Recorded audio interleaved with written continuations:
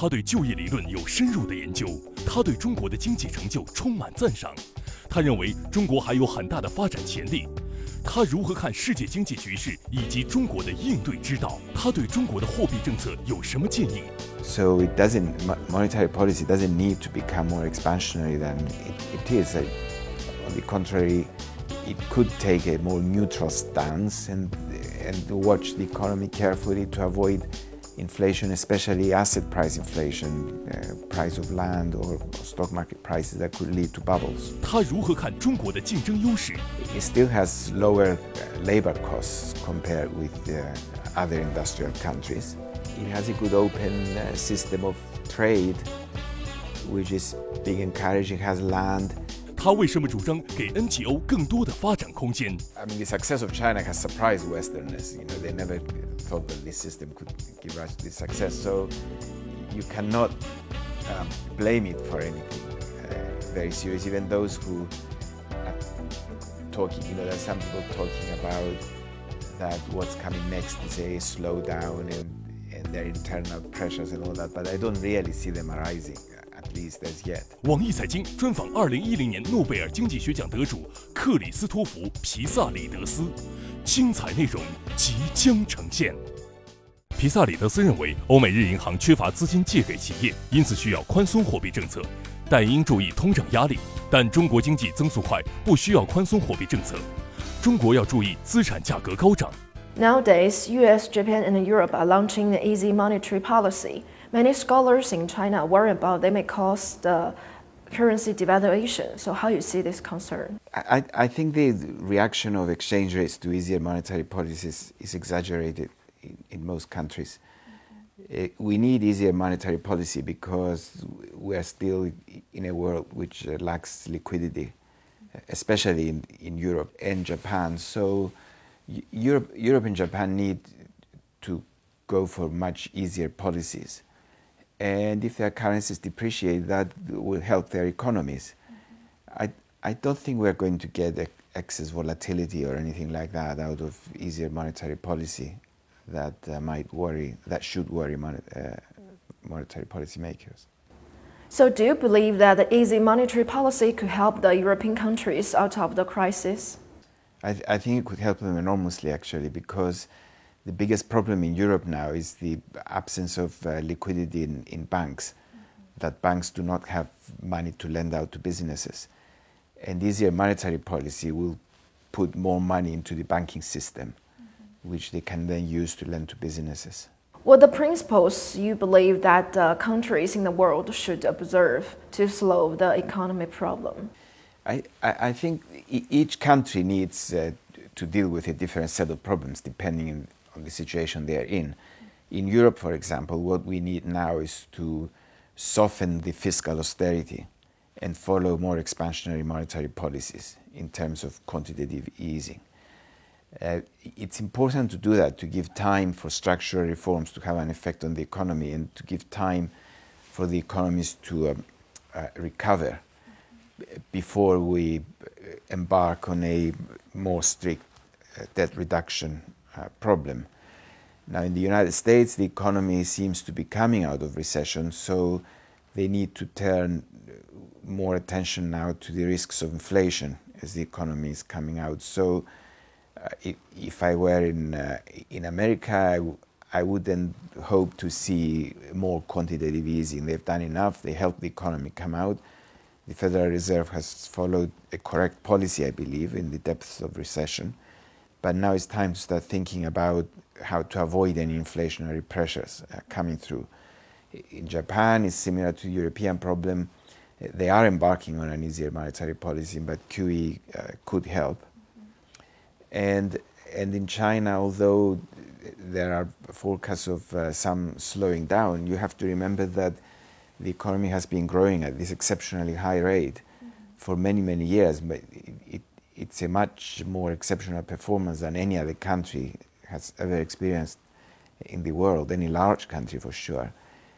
So monetary policy doesn't need to become more expansionary than it is.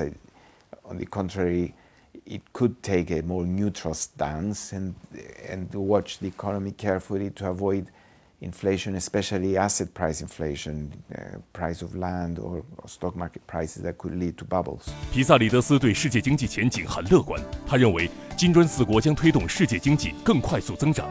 欧洲需要强大和勇敢的领导人来渡过难关。目前，世界经济的危机来自于通胀压力，而不是经济衰退。How do you see the perspective of the world economy? Well, in the next few years, growth will come from the emerging countries much more than the established economies.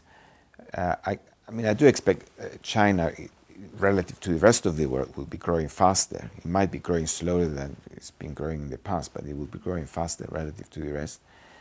But I think other large emerging countries, especially the ones known as the BRICS, Russia, Brazil, India, I do expect them to pick up in growth and lead more growth in the world. My biggest worries are about Europe, in fact. What are you worried about? Well, my worries about Europe is that countries need to take very difficult decisions about the Eurozone, what to do with the euro as a currency. And they don't seem to be willing to do that. We need leaders who are much stronger and much braver to take decisions that are pro-European, even if voters in their own countries do not like them very much. And in particular, we need to complete the banking union as fast as possible. They are talking all the time about it. They are taking one small step at a time, but we really need to go for it. We know what's needed. We know there is need of a single supervisor of banks and dissolution of bad banks, recapitalization done directly, not through governments. So I don't know why they're procrastinating over that issue. And we also need to face the fact that fiscal transfers will be necessary to support the currency, especially in situations that are not normal, like we're experiencing now. And the longer we're postponing making those decisions, the more difficult it will be to bring the countries out of recession. What is the possibility to occur the new financial crisis? I don't think we're going to head for another crisis actually now. I think ultimately the risk, as I was saying, is that Europe gets stuck in the situation it is now, not deteriorating very much, but then not making progress. Get into a Japan-like situation, which has been for 20 years now, has been essentially in stagnation. And then in the rest of the world, I think the dangers are more likely to come from inflationary pressures rather than recession. But as long as central banks are monitoring the situation and prepared to withdraw liquidity when necessary, I don't think we would head for a crisis of any kind. 皮萨里德斯认为，中国的大量人口从农村转到城市，可以继续维持高增长。中国具备很多优势，吸引世界顶级企业。政府应设计合理的机制，鼓励企业增加就业。对城市人口的限制具有合理性。You just mentioned the Chinese economy's growth is slowing down, but recently Chinese government announced that this year's economic growth is 7% is acceptable. So do you believe that means the development model of China is changing? Well, it's not changing very much. It's changing a little, but not very much. I still think these rates are exceptionally high. They're not rates that any country can maintain once it reached maturity, development maturity. Now, what I mean by that is that most of the growth premium, if you like, over and above the 2 or 3% that is normal, will still come from people moving from land to urban areas, leaving rather less productive jobs in agriculture and joining higher productivity industrial jobs. And that's what's going to give you the 7% growth. But there is a limit to how much that movement of population can take place. At the same time, agriculture is still modernizing and factor productivity improving. So seeing rates like 6 to 7% is plausible within where we are now. But the reasons for those high rates are essentially the same as before. It's the industrialization process, it's the growth of a new service economy, it's the movement of people from land to the cities. Once that reaches maturity, then growth rates will come down. But they can still be at where growth rates in the United States are, for example, around 3%, sometimes a little bit higher, sometimes a little bit lower, but maintaining that rate of growth. So what advantages do you think that China's economy has? Well, the one I just mentioned is the biggest advantage, that it still has a reserve of labor prepared to come into the cities to take the jobs. It still has lower labor costs compared with other industrial countries.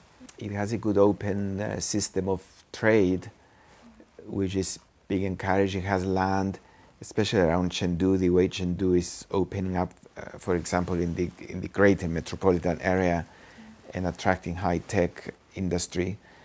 It's got a highly educated labor force in the cities.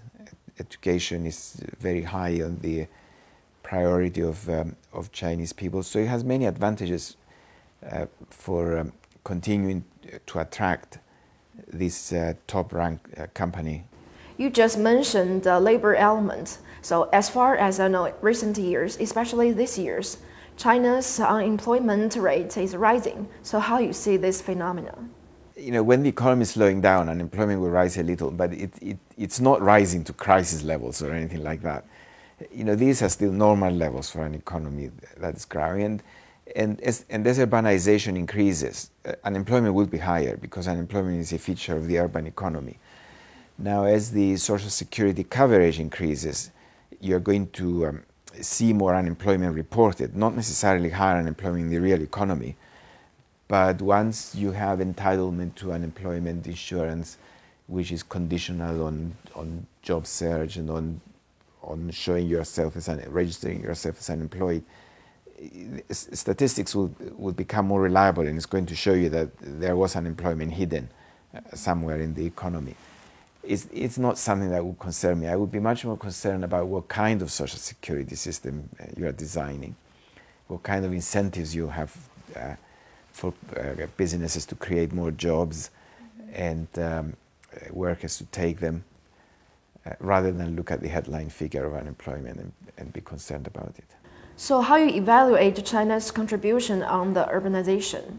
Well, so far it's been positive, with star rating, as it were. You only have to evaluate it by seeing the results and seeing companies willing to come and establish themselves here rather than anywhere else. I'm sure the next phase will be successful as well because of the experience that's being gained during this time. Do you have any suggestions to help the Chinese government to promote the urbanization? Well, my suggestion, and given my area of specialization, which is labor markets, is to be very careful about the design of labor market policies, because you do need to design labor market policies to regulate jobs. European countries, Southern European countries made many mistakes in the past, and that's to a very large extent to blame the situation they are in now. Which mistakes? Well, the mistake is to give excessive protection to workers within the company rather than give the protection outside the company. I believe a system of social security is necessary to ensure the incomes of workers when they're out of their job, but that system should be administered by the government, not force employers to do it through employment protection and through other schemes, through too many restrictions that the employer is to follow. I believe that employers should be given more flexibility because then they take advantage of new technology faster. But at the same time, the government provides basic income support for families which are genuinely labor market participants.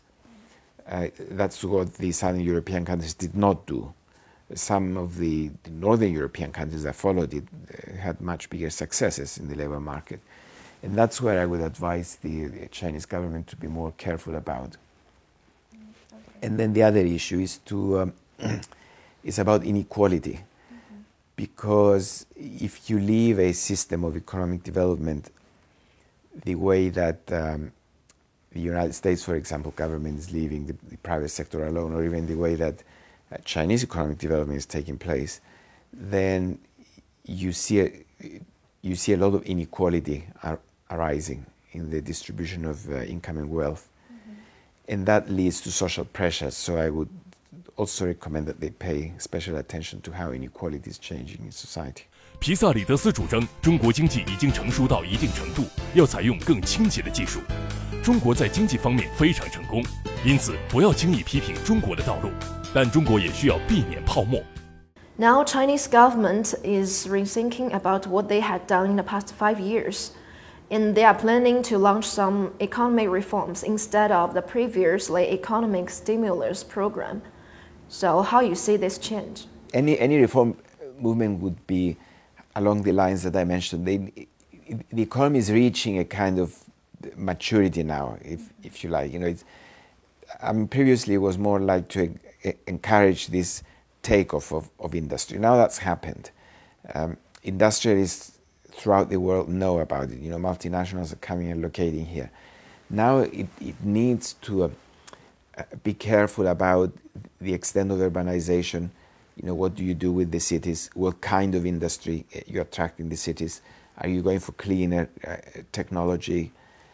And you know, what kind of education you're going to have? All these things will need to be now to become priority in the design of the future society. Do you believe that China could find a better way beside the Westerns?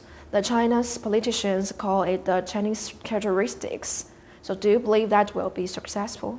Well, in overall economic development, I mean, the success of China has surprised Westerners. You know, they never thought that this system could give rise to this success. So you cannot blame it for anything very serious. Even those who are talking, you know, there are some people talking about that what's coming next is a slowdown and their internal pressures and all that, but I don't really see them arising, at least as yet. So, as I was saying before, I do see it that there is more economic growth coming, but obviously any policymaker should be alert all the time in case there are internal pressures building up, or in case there are any bubbles building up, and take action quickly to avoid them. Facing the comprehensive situation of the world economy, what change do you believe that the economic academic should make? That the academic in their research or in their advice, well, as I was mentioning before, I would take country one at a time rather than say this applies to the whole world, and do it like that. And the concern is the financial system. You know, we still need to think how to regulate the financial system internationally, how to avoid the tax havens, the excessive use of tax havens by big companies like we've been experiencing recently with the multinationals, and generally how to increase transparency in world financial transactions. At the same time, encouraging investments across the globe for infrastructure, because any growth of any country benefits all the other countries. You know, if for example we help Africa now build the relevant infrastructure and education systems and start growing, the whole world will benefit in the same way that the whole world has benefited from the expansion of the Chinese economy and Chinese trade.